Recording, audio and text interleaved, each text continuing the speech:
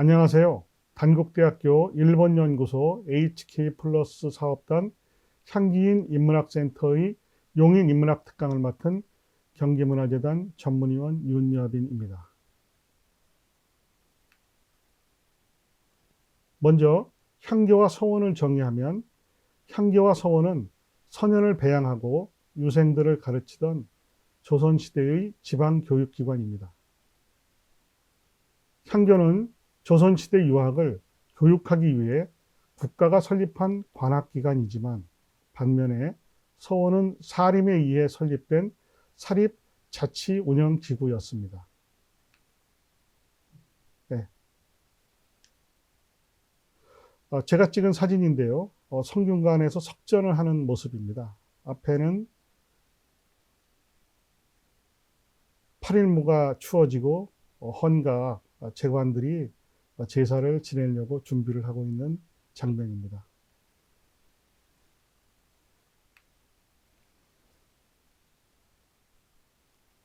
조선시대 학교 제도에서 향교와 서원은 다음과 같습니다. 향교는 고려시대에도 있었지만 본격적으로 조선 1392년 태조 1년의 국왕의 유름에 의한 것이었습니다. 전국 360개 주현에 360개가 설치되었는데 현재 남한에는 234개 향교가 존치되어 있습니다. 서원은 1543년, 중종 38년 풍기군수 주세붕에 의하여 경상남도 순흥에 고려의 안양선생을 배양하는 백운동 서원을 창건한 것이 시초였습니다. 1741년 영조 17년 서원 철폐론 당시 1000여 개가 있었다는 기록이 있으며 현재 남한에는 673개가 존치되어 있습니다. 지금 그림은 제가 찍은 명륜당 사진입니다. 위에 월대가 있고요. 명륜당 유생들이 이 강학을 하던 명륜당 공간입니다.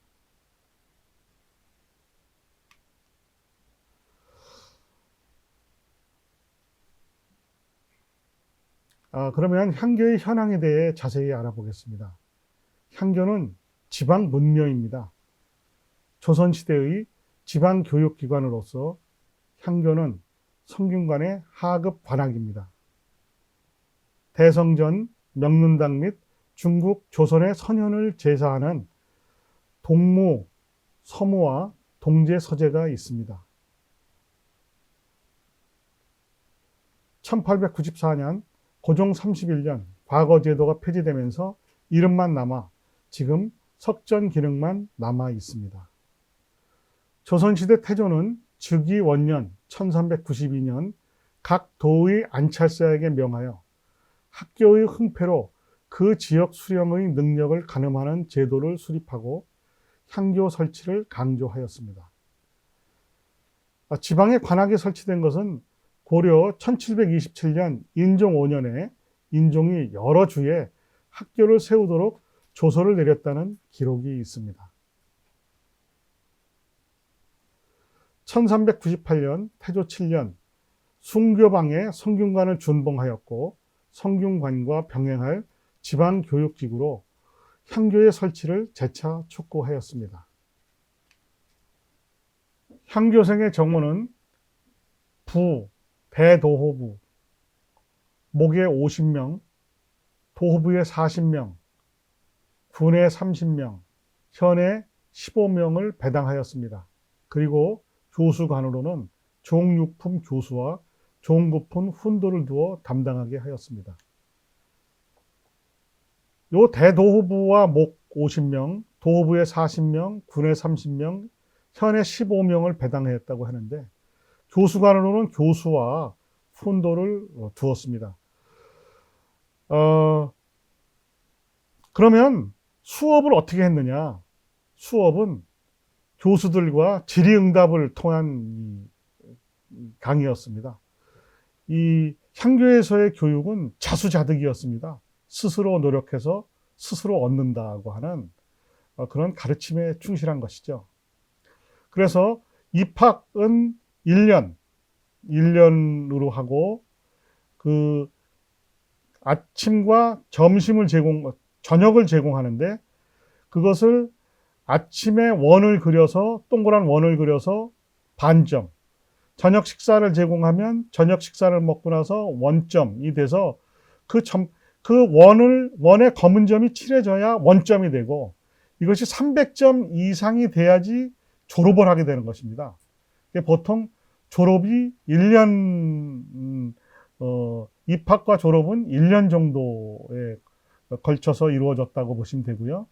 그리고 그 입학식과 졸업식이 석전이다 이렇게 보시면 되겠습니다. 선생님께 선물을 드리고 그리고 추모의 마음을 올리는 석전이다 이렇게 보시면 되겠습니다.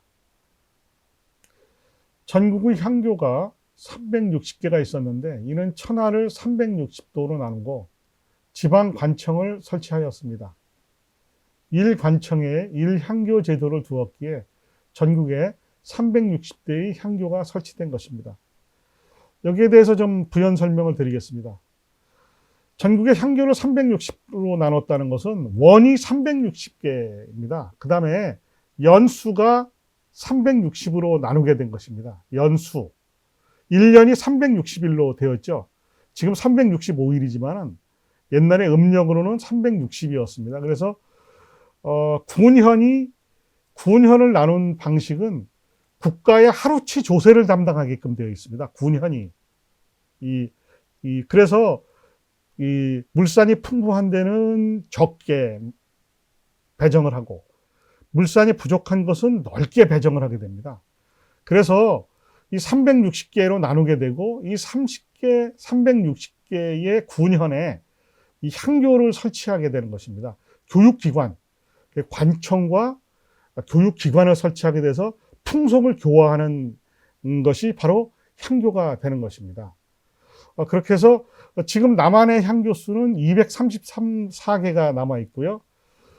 그리고 지금 원래는 233개였는데 그 동해향교가 만들어지면서 강원도 동해향교가 만들어지면서 234개가 되었습니다. 경기도에 25개, 경상북도에 40개, 충청남도에 36개, 전라남도에 28개, 경상남도에 26개, 전라북도에 26개, 충청북도에 18개, 강원도에 17개, 인천이 4개, 대구에 3개, 제주에 3개, 대전에 2개, 부산에 2개, 울산에 2개, 서울에 1개, 광주에 1개를 합쳐서 234개의 향교가 남한에 있습니다. 그래서 서울에는 성균관이 있고 그리고 지방에는 234개의 향교가 있어서 이것이 유교 교육을 이루는 것입니다. 즉 다시 말씀드리면 향교를 고등학교라고 본다면 중학교, 고등학교라고 본다면 이 대학교는 성균관이 되겠죠. 예. 향교의 구조는 전학 후묘의 배치 구도입니다. 향교 서원의 각 건물을 배치하는 방법의 하나로 앞쪽에 학생들이 공부하는 명륜당과 강당을, 뒤에는 선현들의 위패가 모셔진 사당을 배치합니다. 전학 후묘 구조를 다르게 설명해 보겠습니다. 내산문을 경계로 하여 대성전, 번역을 돌아가신 스승님의 공간, 명륜당 번역을 살아있는 유생들의 공간이라고 말할 수 있습니다. 돌아가신 스승님들을 먼저 선자를 써서 선생님이라고 하고 명륜당에서 공부하는 유생들을 학생이라고 합니다. 선생과 학생은 말 그대로 아주 존귀한 존재입니다. 선생은 말 그대로 흠결이 없는 존재로 극존칭 용어였으며 우리가 흔히 학생 부군 신이라고 하듯이 일반 사람들은 겨우 죽어서야 학생이 되는 것입니다.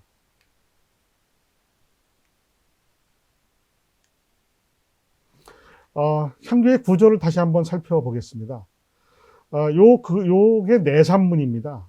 요게 외산문이고요. 이게 유생들이 공부를 하는, 이 학생들이 공부를 하는 명륜당이 되겠고요. 기숙공간인 서재, 동재가 되겠습니다.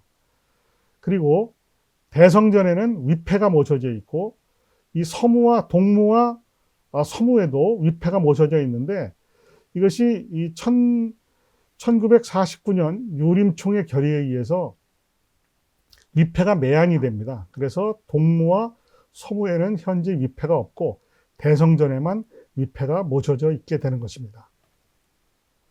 향교의 대성전 현판은 선조 때 아산 현감으로 있었던 석봉 한호 선생의 글씨입니다. 명륜당 현판은 명나라 사신이었던 한림원 수찬인 주지번의 글씨입니다. 성균관과 전국 향교의 모든 대성전과 명륜당 현판은 동일합니다. 요 그림이 대성전 현판입니다. 아까 말씀드렸듯이 이 석봉 한호 선생이 쓰신 글입니다. 대성전 현판으로 보이죠? 대성전 현판입니다. 요 가운데 신도가 있고요. 여기서 바로 이 제향 공간입니다. 여기가 대성전이 되겠고요. 대성전, 문선왕이라고 하죠. 공자를 대성지성 문선왕이라고 하는데 이 대성전 현판입니다. 석봉 한호 선생이 쓰신 글입니다.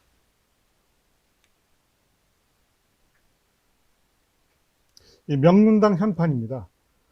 이 명륜당 현판은 이 명나라 사신이었던 흠차정사 한림원 수찬 주지번의 글씨입니다. 이 명륜당의 글씨, 명륜당과 대성전의 글씨는 전국 모든 향교가 동일합니다. 이거 집각을 해서 이렇게 판각을 했는데요. 이 명륜당 현판은 원래 명륜당 현판은 이 야설에는 이 주지번이 이 석봉 한호 선생의 글씨를 가져가고 자기 글씨를 세웠다는 설이 있습니다. 그게 선조 39년 1609년에 명나라 사신으로 주지번이 와서 이 글씨를 쓴 것입니다. 다음은 용인의 향교에 대해서 알아보겠습니다. 이 그림은 용인 향교의 모습입니다. 용인 향교의 외산문, 신산문이라고 하는데 이 동문, 서문, 가운데 중문이고요. 이 가운데 문은 원래 열지는 않습니다. 평상시에 열지 않고 재향이 있던 날만 열게 되는데요. 이 동문으로 들어가서 서문으로 나오는 이 독립 서출형의 구조가 되겠습니다. 이것이 바로 용인향교의 외산문이 되겠습니다. 용인향교에 대해서 알아보겠습니다. 용인에는 용인향교와 양지향교 두 개의 향교가 있습니다. 용인향교는 용인시 기흥읍 언남동에 위치하고 있고 2018년 경기도 문화재 자료 제188호로 지정되었고 1400년에 건립되었습니다. 양지향교는 처인구 양지면에 위치하고 있고 1983년도에 경기도 문화재 자료 제23호로 지정되어 관리되고 있고 1413년에 설립되었습니다.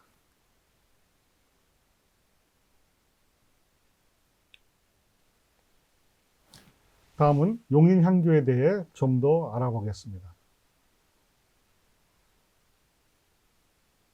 조선 정종 2년 1400년에 설립되었고 앞에는 명륜당, 뒤쪽에는 대성전이 위치한 전학 후묘형 배치 구조로 되어 있습니다.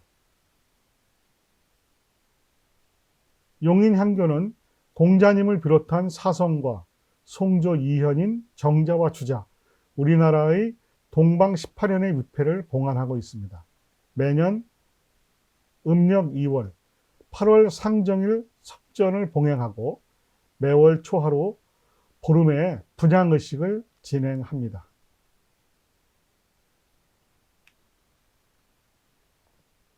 다음은 양지향교에 대해 알아보겠습니다. 조선 태종 13년인 1413년에 설립되었고 용인향교와 마찬가지로 전학 후묘형 배치 구조입니다. 공자님을 비롯한 사성과 송조 이현인 정자와 주자, 우리나라 동방 18연의 위패를 봉안하고 있습니다. 지금 보시는 다음 장에 보시는 위패들은 양지향교 대성전에 모신 성현들의 위패입니다. 매년 공부자 탄강 이래 석전을 봉행하고 매월 초하루와 보름에 분향의식을 진행합니다. 참고로 양지향교가 용인시에 있게 된 사유는 1914년 조선 총독부에 의해서 행정구역 개편 시에 양지현이 용인군에 편입된 결과입니다. 향교의 석전에 대하여 알아보겠습니다. 지방의 문묘인 향교에서 지내는 제향을 석전이라고 합니다. 석전은 말 그대로 석전이지 제사가 아닙니다. 조선시대에는 천신지기에 대한 의식이 사, 인귀에게 지내는 의식을 제향, 스승에게 지내는 의식을 석전으로 구분하였습니다. 그냥 석전이지 석전제향 또는 석전대제라고 부르는 것은 잘못된 표현입니다. 석전은 배향된 스승의 인격과 학문에 대한 존경을 나타내는 것으로 매년 봄과 가을, 음력 2월과 8월의 첫 정일에 개최됩니다. 대성전에서 공자를 비롯해서 안자님, 증자님, 자사자님, 맹자님, 사성과 공자의 제자인 공문십철, 송조 육천, 우리나라 설총선생, 채치원 선생을 비롯한 18현, 즉 신라 2현, 고려 2현, 조선조 14현에게 석전을 올립니다.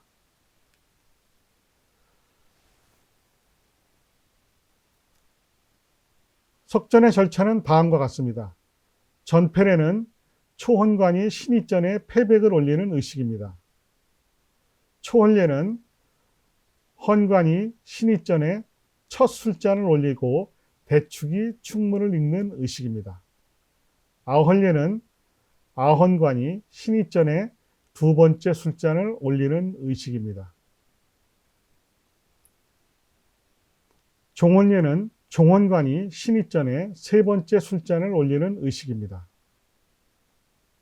분헌례는 분헌관이 배향위, 신입전에 술잔을 올리는 의식입니다. 음복례는 초헌관이 음복위에서 음복잔을 마시는 의식입니다. 철변도는 대축이 변과 두를 거두는 의식입니다. 망요례는 초헌관이 망요 위에서 축문과 패백을 태우는 의식입니다.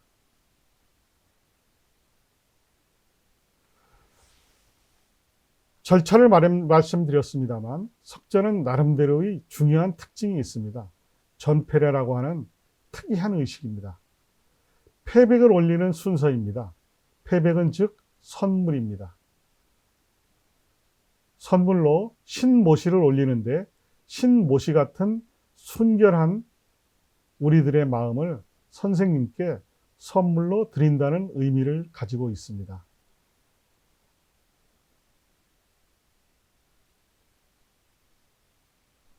전패례부터 망예례까지 순서에서 다른 제사와 제향과 달리 신을 영접하는 영신예와 신을 배웅하는 송신예 의식이 없다는 것입니다.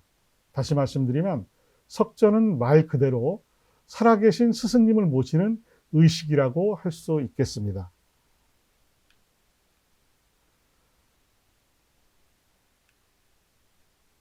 다시 한번 살펴보겠습니다. 전패례, 초헌례, 아헌례, 종헌례, 분헌례, 음복례, 철변도, 망요례로 진행이 되는데 이 석전은 위에서도 언급했듯이 천신지기, 즉 하나님이나 땅신에게 지내는 제사를 사, 그리고 인규, 조상님께 지내는 제사를 제향, 향교에서 선생님께 지내는 제사를 석전이라고 하는 것입니다. 우리가 이 제사를 세 가지로 나누는데 이 석전은 스승에게 지내는 의식이다. 이렇게 보시면 되겠습니다. 이 패백으로는 신모시를 올리게 됩니다.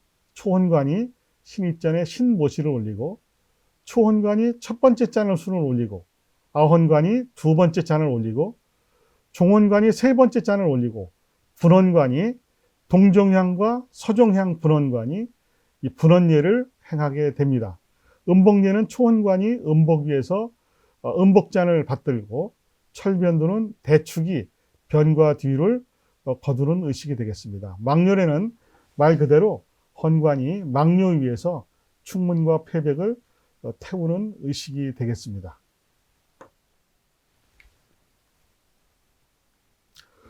다음은 석전 제기는 변과 두를 사용합니다.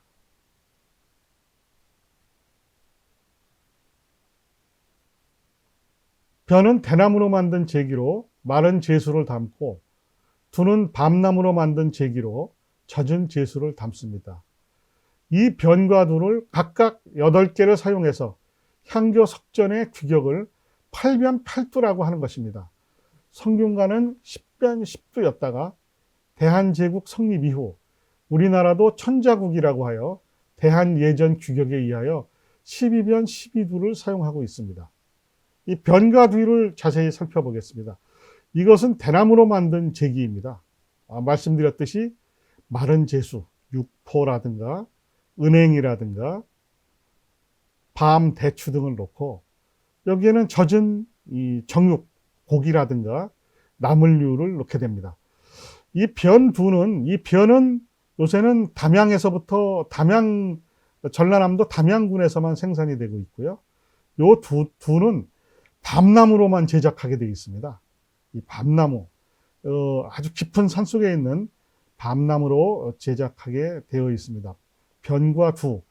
그래서 이 석전 제사를 변두 제사라고 얘기합니다. 네.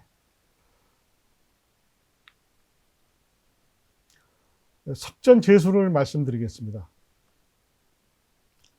향교 석전의 제수 모습입니다. 팔반팔두와 곡식을 담은 보와 괴, 시생을 담은 조가 가지런히 놓여 있습니다. 여기에 술을 올려지게 되는데, 초헌예 때는 술이 익기 전 상태인 예제를 올리고, 아헌예 때는 술을 거르기 전 상태인 앙제를 올리고, 종헌예 때는 완전하게 익어서 거른 술, 즉 맑은 술인 청주를 올리게 됩니다.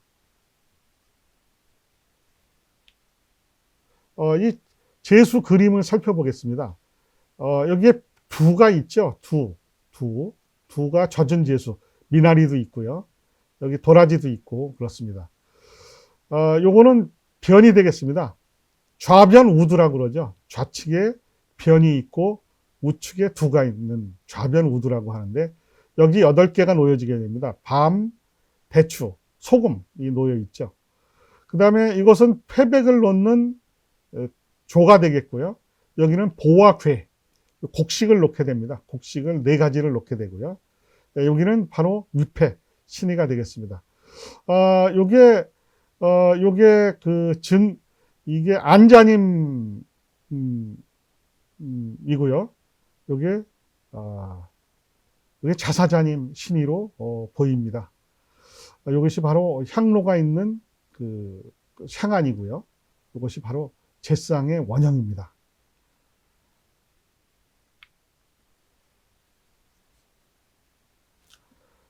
이 그림은 그 서원의 현판이 되겠습니다. 이 경상도에 있는 병산서원의 현판을 가져와 봤습니다.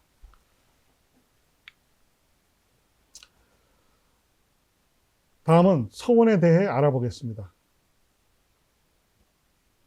서원은 사립교육기관입니다. 주 목적은 선현에 대한 제향과 유학 교육에 있습니다.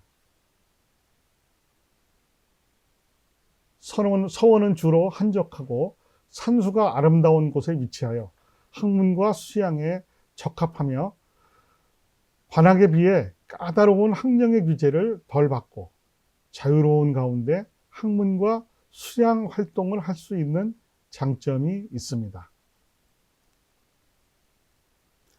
성균관과 향교의 문묘가 공자 이래 역대 유학의 성현들을 모두 제양하는 데 비해서 서원은 우리나라의 이름난 선현에게만 제양을 하고 있습니다.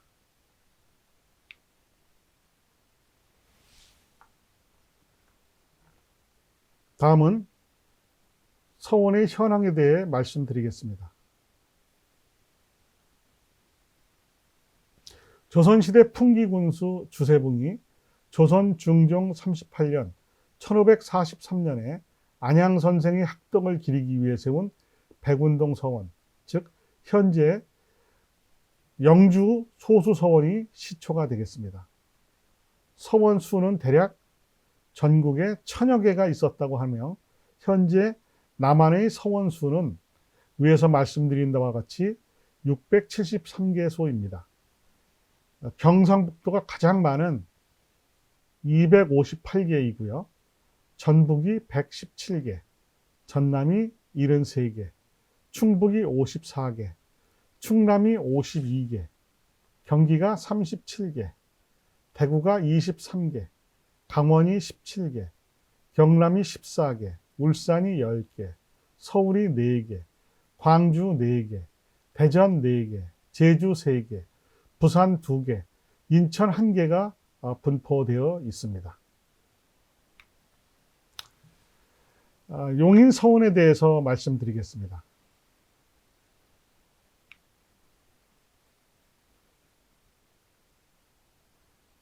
심곡서원은 용인시 수지구 상현동에 위치하고 있으며 2015년 1월 국가사적 제530호로 지정되어 보호를 받고 있고 1605년에 설립되었습니다.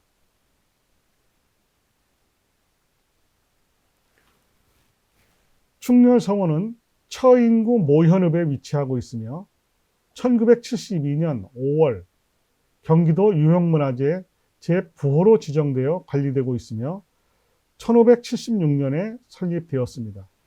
요 처인구 모현에 대해서 알아보겠습니다. 이 모현읍에 있는데요. 충렬서원은 이 모현이란 말이 이 충렬서원 때문에 이 말이 생긴 겁니다. 모현, 선현을 추모하다라고 해서 모현읍이 된 것입니다. 다음은 서원의 구조에 대해서 말씀드리겠습니다. 제시된 곳은 심곡서원입니다. 서원의 구조도 향교와 비슷합니다. 내산문을 경계로 돌아가신 사당이 있습니다. 여기 사당이고요. 여기가 강당인 앙소당이 되겠고요. 여기에 존경각, 서고가 되겠죠. 존경각이 되겠고, 이것이 동제와 서제가 되겠습니다. 즉, 여기도 향교와 마찬가지로 내산문을 경계로 해서 죽은 사람의 공간, 즉 선생님의 공간이 되겠고, 여기는 살아있는 사람들의 공간, 즉 학생의 공간으로 나눠지게 되는 것입니다.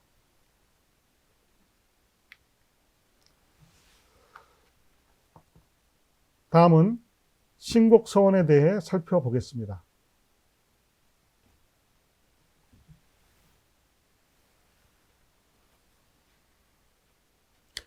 심곡서원은 조선 중종 때 사림파의 영수였던 정암 조광조 선생을 배양한 서원입니다. 선조 38년 1605년에 건립되었고 효종 원년에 1649년에 사액을 받았습니다. 1871년 흥선대원군의 서원 철폐령시에 미훼손되어 존속된 유서 깊은 서원입니다.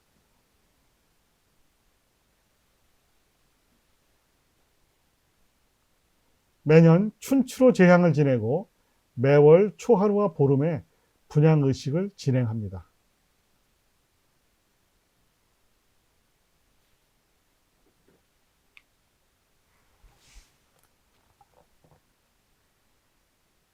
다음은 충렬서원을 살펴보겠습니다.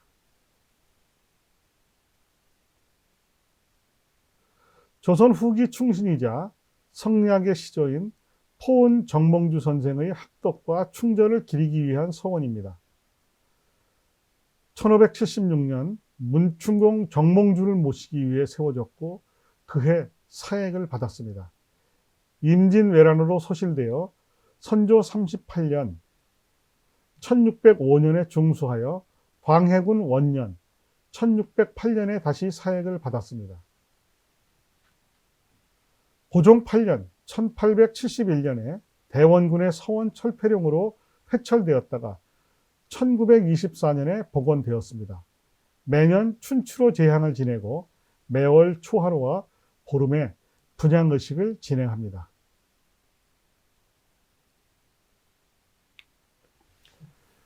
충렬서원의 역대 원장에 대해 말씀드리겠습니다. 충렬서원과 심곡서원은 당대 최고의 학자이자 기호학파의 수장이 원장을 담당하였습니다. 현재 기록이 남아있는 충렬서원 원장안을 살펴보면 우리가 알만한 분들은 다 당대의 최고 학자이자 정치가였습니다. 살펴보면 다음과 같습니다. 1대 월사 이정구 선생, 2대 추탄 오윤겸 선생, 3대 포저 조익 선생, 4대 백헌 이경석 선생,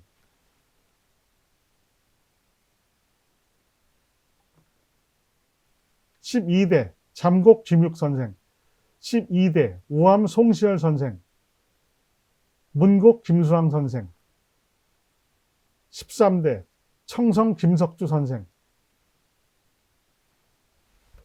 현암 박재치 선생, 도암 이재 선생 등이었습니다. 이제 마무리 짓겠습니다. 서원, 향교와 서원이 중심이 된 학교 제도는 500년 조선시대를 지탱하게 한 제도였습니다.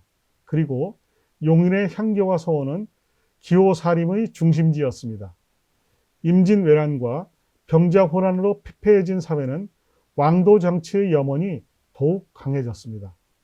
따라서 성리학의 시조인 포은 정몽주 선생과 조선조 사림의 시조였던 조광조 선생을 스승으로 모셨던 충렬서원과 신복서원은 역사적으로 매우 중요한 곳이었습니다. 심곡서원은 용인시 수지구 상현동에 위치하고 있으며 2015년 1월 국가사적 제530호로 지정되어 보호를 받고 있고 1605년에 설립되어 있습니다. 충렬서원은 처인구 모현읍에 위치하고 있으며 1972년 5월 경기도 유형문화재 제9호로 지정되어 관리되고 있으며 1576년에 설립되었습니다.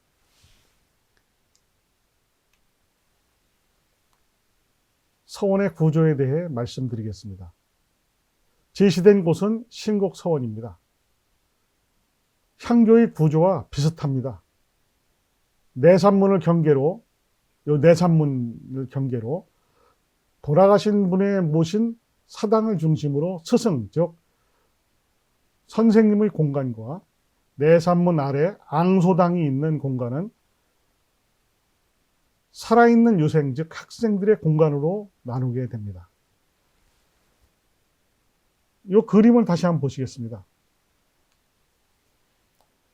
이게 정암 조광조 선생이 모셔진 사당, 이게 내산문이 되겠고요. 이게 삶과 죽음의 경계가 되는 것이죠.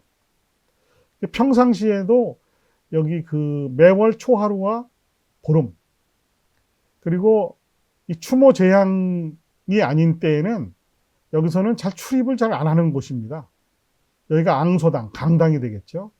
여기가 동제, 기숙공간, 서재, 이건 강당, 앙소당이라고 하는 강당이고, 이게 바로 존경각입니다. 이 책임이 있는 존경각이고요. 여기 이제 관리사가 되겠죠. 부속 건물이 되는 것입니다. 다음, 심곡서원을 살펴보겠습니다. 심곡서원은 조선 중종 때 사림파의 영수였던 정암 조광조 선생을 배양한 서원입니다. 선조 38년 1605년에 건립되었고 효종 원년 1649년에 사액을 받았습니다. 1871년 흥선대원군의 서원 철폐령 시에 미훼손되어 존속된 유서 깊은 서원입니다. 매년 춘추로 제향을 지내고 매월 초하루와 보름에 분향의식을 진행합니다.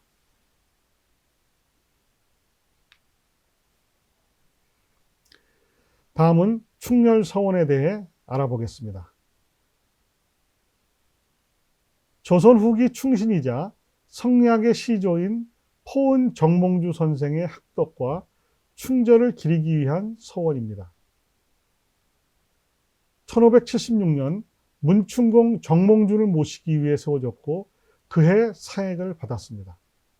임진왜란으로 소실되어 선조 38년에 중수하여 광해군 원년 1608년에 다시 사액을 받았습니다. 고종 8년에 대원군의 서원 철폐령으로 회철되었다가 1923년에 복원되었습니다. 매년 춘추로 제향을 지내고 매월 초하루와 보름에 분향의식을 진행합니다. 여기에 대해서 사액에 대해서 알아보겠습니다. 사액은 임금님으로부터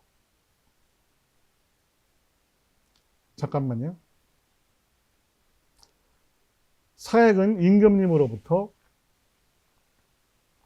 편액을 하사받는 것입니다.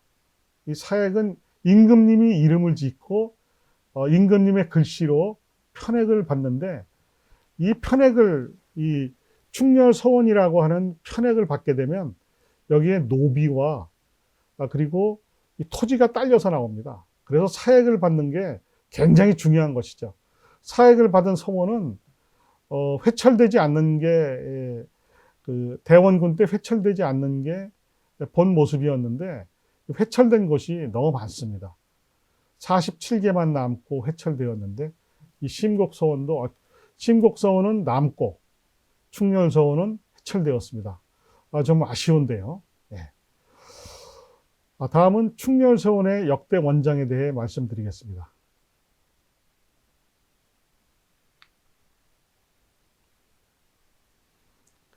충렬서원과 심곡서원은 당대 최고의 학자이자 기호학파의 수장인 원장을 담당하였습니다.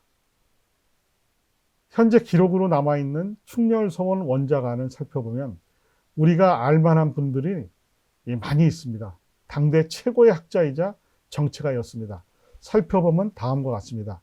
1대 월사 이정부 선생, 2대 추탄 오윤겸 선생, 3대 포저 조익 선생, 4대 백헌 이경석 선생, 5대 잠곡 김육 선생, 11대 우암 송시열 선생, 12대 문곡 김수황 선생, 13대 청성 김석주 선생, 15대 현석 박세채 선생, 23대 도암 이재 선생을 비롯한 역대 명사들이 서원장을 담당했습니다.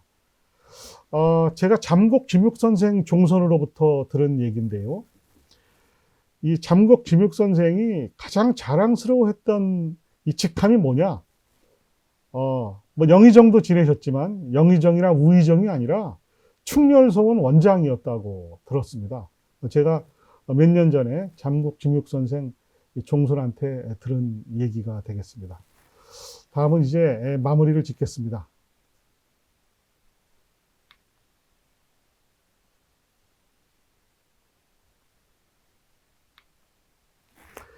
향교와 서원이 중심이 된 학교 제도는 500년 조선시대를 지탱하게 한 제도였습니다.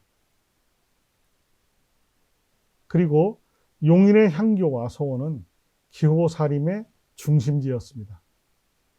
임진왜란과 병자호란으로 피폐해진 사회는 왕도 정치의 염원이 더욱 강해졌습니다.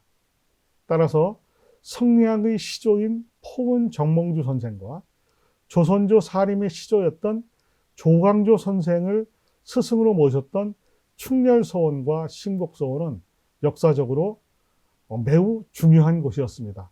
기호사림의 중심지였다는 것을 인식해야 됩니다.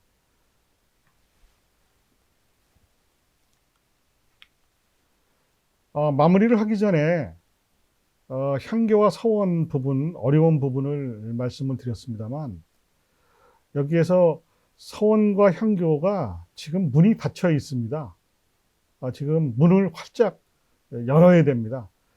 이 용인의 향교와 서원은 매우 중요합니다.